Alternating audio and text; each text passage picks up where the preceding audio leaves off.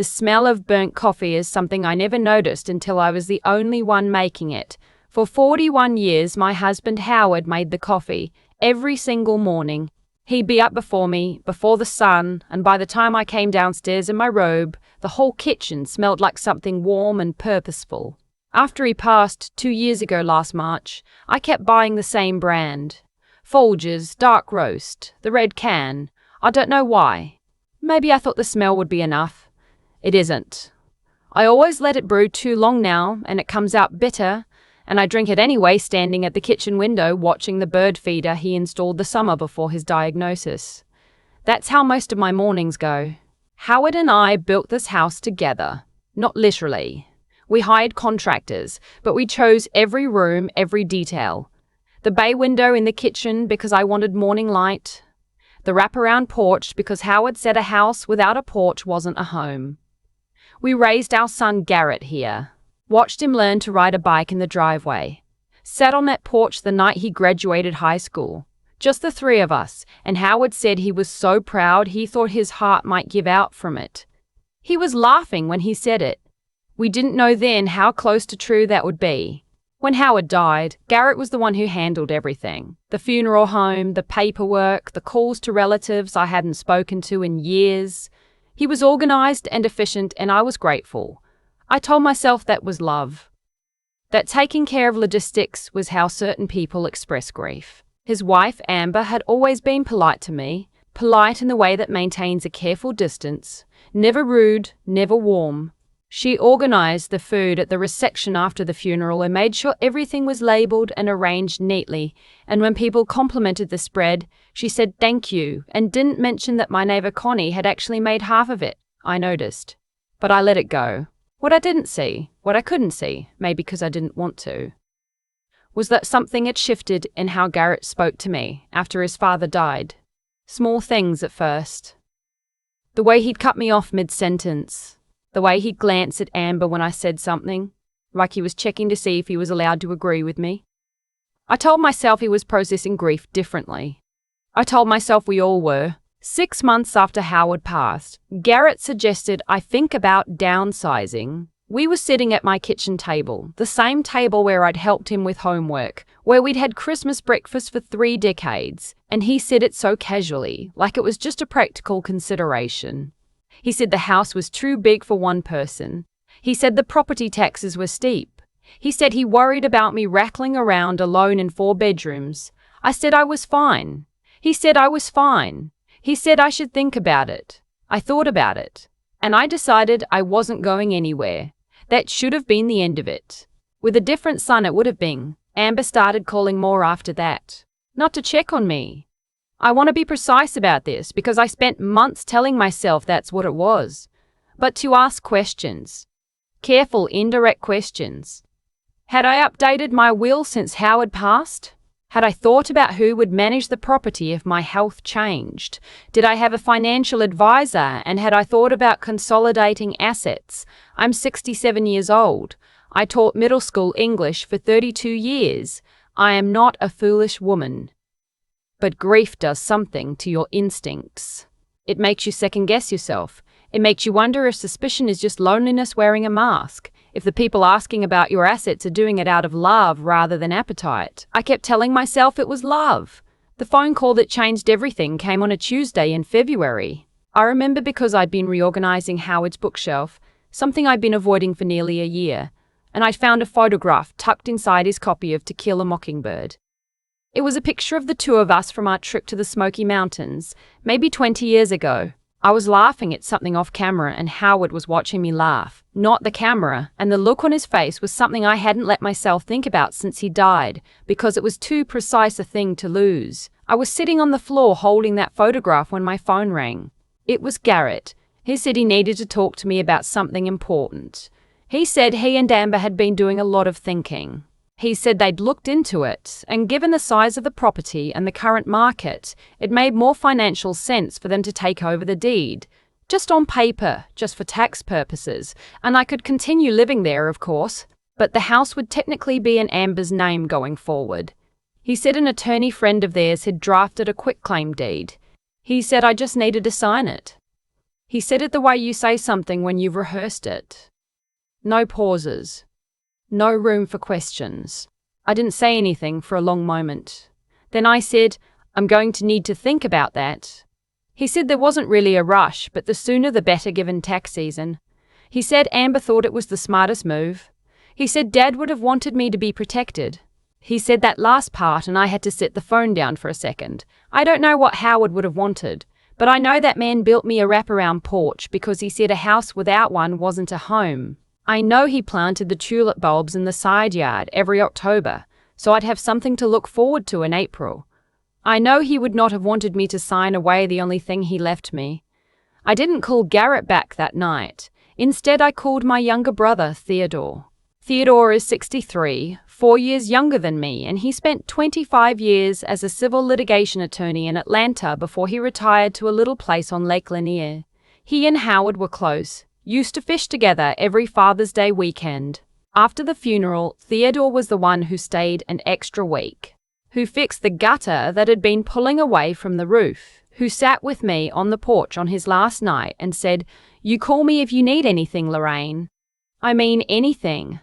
I'd been careful not to need him. I didn't want to be someone who needed rescuing. But sitting on the floor of Howard's study with that photograph in my lap and my son's rehearsed words still echoing in my head, I finally understood that protecting my pride wasn't worth losing my home. Theodore picked up on the second ring. I told him everything. The conversation about downsizing. The questions from Amber. The quitclaim deed. The tax season urgency. I told him I might be overreacting, that maybe I was just a grieving old woman reading too much into things. He was quiet for a moment after I finished. Then he said, "Lorraine, do not sign anything. Do you hear me? Nothing. Not until I come up there." He was at my door 2 days later with a duffel bag and his reading glasses and a yellow legal pad, which told me he meant business. We sat at the kitchen table, the same table, and he went through everything. He asked me if Garrett was listed anywhere on the current deed. He asked if Howard's estate had been fully settled. He asked if I'd consulted an estate attorney after the probate process. I answered what I could and told him what I didn't know, and he wrote things down in his careful small handwriting. Then he said, "This quitclaim deed situation. If you'd signed it, Lorraine, you would have had no legal claim to this property. None. They could have sold it, refinanced it, rented it, or taken out a line of credit against it and you'd have had no recourse." I said I had a feeling it wasn't really about taxes. He said it was never about taxes. He called Garrett that evening. I sat in the living room and listened to one side of the conversation, and what I heard was Theodore's voice, patient, measured, with that particular stillness that I recognized from childhood as the voice he used when he was at his most serious. He told Garrett he was staying with me for a while. He told Garrett that he'd reviewed the quitclaim deed situation and had some concerns he'd like to discuss. He told Garrett he'd be available to meet whenever Garrett was ready. There was a long pause. Then Theodore said, "That's fine. We can do it here." Garrett and Amber arrived on Saturday morning. I want to be honest about what I felt when I heard their car in the driveway. Not anger. That came later. What I felt first was something closer to grief. This was my son. I had driven him to his first day of kindergarten and cried in the parking lot. I had sat with him in the emergency room when he broke his arm at 12 and held his hand while they set it. I had slow danced with him at his wedding to Elton John's Your Song because he'd chosen it himself, and I'd been so moved by that choice that I almost couldn't get through the dance. I didn't know then that I was dancing with someone who was already calculating. They came in and sat at the kitchen table. Amber had that look she always gets when she's bracing for an outcome. Very still, very arranged, hands flat on the table. Garrett barely looked at me when he sat down. Theodore came in from the back porch, still in his reading glasses, and set his legal pad on the table. What happened next was not a shouting match. I want to be clear about that. Theodore doesn't raise his voice. He never has. What he does is ask very precise questions in a very calm voice and wait, completely unhurried, for the answer. He asked Garrett to walk him through the reasoning behind the quitclaim deed. Garrett said it was about protecting assets and reducing tax burden. Theodore asked which specific tax burden. Garrett said property taxes, estate planning. Theodore asked if they'd consulted the licensed estate attorney. Garrett said they had a friend who'd drawn up the document. Theodore asked if the friend was licensed to practice in the state.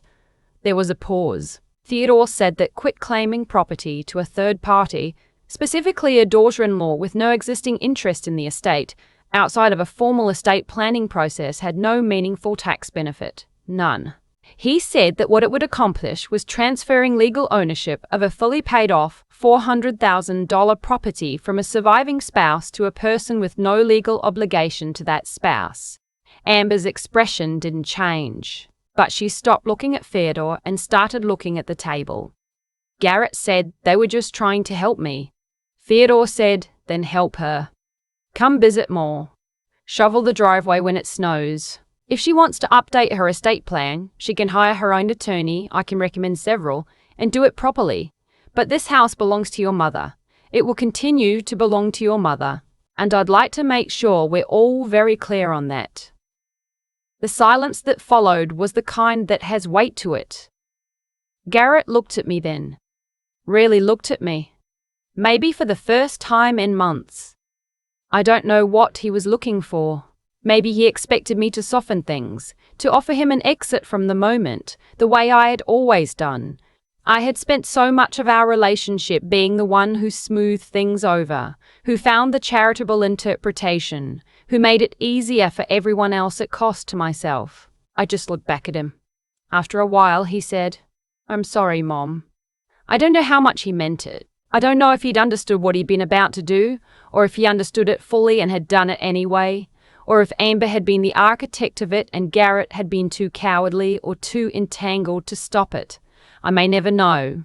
I've decided that's something I can live with, because the alternative, untangling every conversation, every visit, every phone call, looking for the exact moment when my son became someone who would take his grieving mother's house, would cost me more than I'm willing to spend.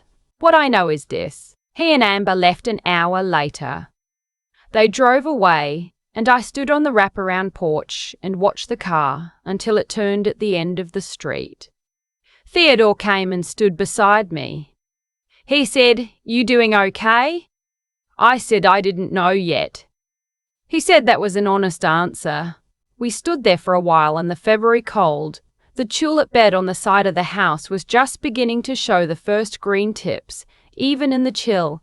Howard had always put the bulbs in a little deeper than the instructions said, because he claimed it made them stronger. I don't know if that's true, but there they were. Theodore stayed for another week. He helped me contact a proper estate attorney, a woman named Carol, sharp and direct, who specialized in elder law and had a framed needlepoint on her office wall that said documents make everything clearer. With Carol's help, I set up a revocable living trust that kept the house firmly in my control for as long as I was living, with clear and legally sound instructions for what would happen after. It wasn't complicated. It just needed to be done.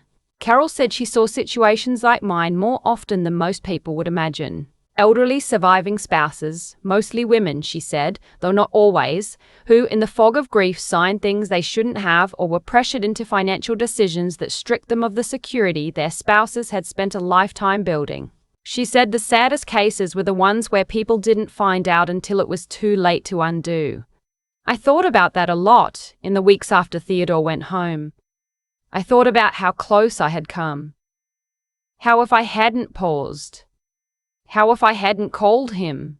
How if I believed what I wanted to believe, that my son was just worried about me, that Amber was just being practical, that signing a form was a small thing? Grief had made me want to believe that. Grief had made me want to believe that. Grief had made me soft in the places where I needed to stay clear-eyed. Garrett has called a few times since. The conversations are careful and shorter than they used to be. I don't know what we're building now, whether it's something new or something repaired or just the polite maintenance of a relationship that has been fundamentally altered. I haven't decided yet how much of myself I'm willing to offer back into that particular space. What I do know is that every morning I come downstairs in my robe and make my coffee and let it brew too long, and it comes out bitter, and I stand at the kitchen window and watch the bird feeder Howard installed, and I think, this is my window. This is my kitchen. This is my house. There is something clarifying about knowing that. In April, the tulips came up. All of them, the whole bed along the side of the yard, red and yellow, and one unexpected purple one that Howard had probably put in by mistake and never mentioned. I took my coffee out to the porch in the cold morning air and stood there looking at them for a long time. I thought about what it means to stay. Not just in a house, but in yourself. To remain the person who knows her own name on a deed. To refuse, even in the worst kind of loneliness. To disappear. Howard had said a house without a porch wasn't a home. He was right. But I think what he meant, what he'd always meant, was that a home needs a place where you can stand and see clearly what's yours and what you're willing to protect. I stood there until my coffee went cold. It was enough. I've had a lot of time to think about what almost happened, not the legal part. Theodore walked me through all of that clearly enough, and Carol made sure the paperwork left no room for misinterpretation. What I think about is the quieter thing underneath it. The version of this story where I said yes. Where I picked up a pen at my kitchen table and signed away the house Howard and I spent 40 years building. Because I was lonely and grieving, and I had trained myself for so long to believe the best about the people I loved that I couldn't recognize when that instinct was being used against me. That version of events was closer than I like to admit. I don't think Garrett was born calculating. I think something happened gradually, the way erosion happens. So slowly you don't notice until the ground has already shifted. Maybe it was Amber's influence. Maybe it was money pressure I wasn't aware of. Maybe it was simply that grief creates a kind of vacuum, and some people, when they sense that vacuum, reach toward it with open hands. I'm not sure it matters which one it was. What matters is that I almost let it happen, and the reason I almost let it happen was that I confused love with credulity. That's the thing I keep coming back to. Love is not the same as refusing to see clearly. Loving your children does not mean handing them the tools to harm you and then closing your eyes. I had spent so many years being the one who smoothed things over, who offered the charitable interpretation, who made space for everyone else's comfort at the expense of my own clarity. And I had called all of that love. Some of it was, but some of it was just fear. Fear of conflict. Fear of being wrong about someone. Fear of what it would mean about me as a mother if my son was capable of this. What I know now is that seeing clearly is not a betrayal of love. It is the most honest form of it. Theodore didn't rescue me by being louder or stronger than Garrett. He rescued me by being precise, by asking the questions I hadn't known to ask, by caring enough about my actual well-being, not just my feelings in the moment, to make things uncomfortable. That is what real protection looks like. Not someone who agrees with everything you want to believe, but someone who will sit down at your kitchen table with a legal pad and say, "Let's look at this carefully." I think about the tulips Howard planted every October, a little deeper than the instructions recommended, because he believed it made them stronger. He never explained his reasoning to me. He just did it, year after year, and come April they were always there. There is something in that I am still learning from. The work you do, quietly, in the right season, in the right depth, without needing anyone to witness it. That work holds. It comes back up even through cold ground. I am 67 years old. I had buried my husband, nearly lost my home, and spent a February afternoon watching my son sit across a table from my brother and slowly understand what he had almost done. I am still standing. I made my coffee this morning and let it brew too long and it came out bitter, and I stood at the kitchen window and I thought, I know my own name. I know what is mine. I know who showed up when it mattered. That is not a small thing. That is, in fact, everything.